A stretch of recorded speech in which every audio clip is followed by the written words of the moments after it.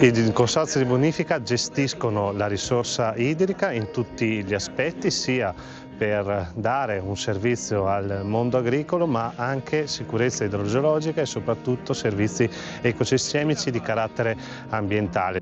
Sottolinea così il ruolo dei consorzi di bonifica il nuovo presidente dell'Ambi Veneto Alex Vantini nella giornata dedicata al progetto di vivificazione delle lagune del Delta del Po. Le lagune sono di fatto l'interfaccia fra i due fiumi che attraversano il Delta del Po, e quindi il Po e l'Adige, e il mare. E noi abbiamo questo compito di salvaguardare questo ambiente così delicato, ma ricco e meraviglioso del nostro territorio. La Regione infatti ha sottoscritto con noi, Consorzio di Bonifica del Delta del Po, una convenzione per eseguire i lavori e gestire i lavori nelle lagune del nostro territorio. Si tratta di 14 milioni di euro che verranno gestiti dal Consorzio di Bonifica Delta del Po in qualità di soggetto attuatore per l'escavo di nuovi canali, il ripristino di canali già esistenti, il consolidamento, la ridefinizione e la realizzazione ex novo di barene. Serviranno a garantire la produttività delle nostre lagune per gli acquacoltori, i pescatori,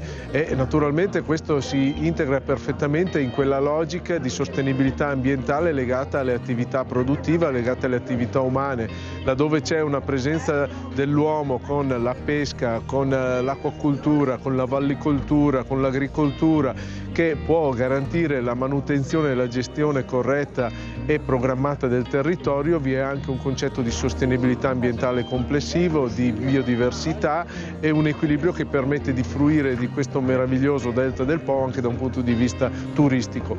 Dati alla mano, la correlazione è evidente. Ai finanziamenti per la manutenzione delle lagune corrisponde un aumento della produttività e dunque della redditività. Un esempio sono i 4,68 milioni di euro di finanziamento regionale nel 2009 per la manutenzione delle lagune di Scardovari, Canarin e Barbamarco, a cui è fatto seguito un picco di produttività, oltre 100.000 quintali di vongole nel 2010. Siamo già partiti con l'affidamento del servizio di rilievi.